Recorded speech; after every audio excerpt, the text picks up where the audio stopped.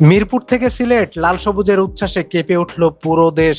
নিজেদের মাটিতে শক্তিশালী পাকিস্তানকে টেস্ট সিরিজে হারিয়ে ইতিহাসের নতুন অধ্যায় লিখেছে বাংলাদেশ ক্রিকেট দল। এটি শুধু একটি সিরিজ জয় নয়, বরং টাইগারদের আত্মবিশ্বাস, লড়াই আর বদলে যাওয়া মানসিকতার প্রতিচ্ছবি। প্রথমবারের মতো দেশের মাটিতে পাকিস্তানের বিপক্ষে টেস্ট সিরিজ জেতায় বাংলাদেশ ক্রিকেট দলকে অভিনন্দন জানিয়েছেন প্রধানমন্ত্রী তারেক রহমান।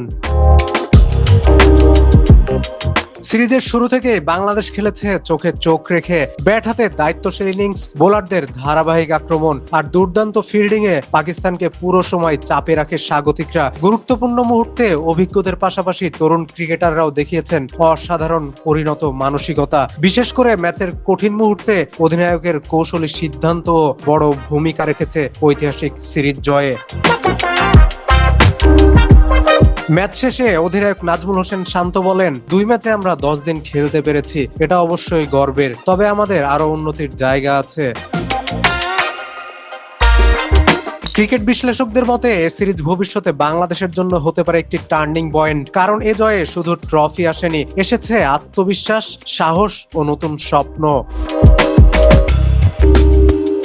পাকিস্তানের বিপক্ষে সিরিজ জয়ে টেস্ট চ্যাম্পিয়নশিপের পয়েন্ট তালিকায় ভারতকে পেছনে ফেলে 5ম স্থানে অবস্থান করছে বাংলাদেশ, যেখানে ভারতের অবস্থান 6ষ্ঠ। পয়েন্টের হিসেবে বাংলাদেশের অর্জন 58.33%, যেখানে ভারতের 48.15%।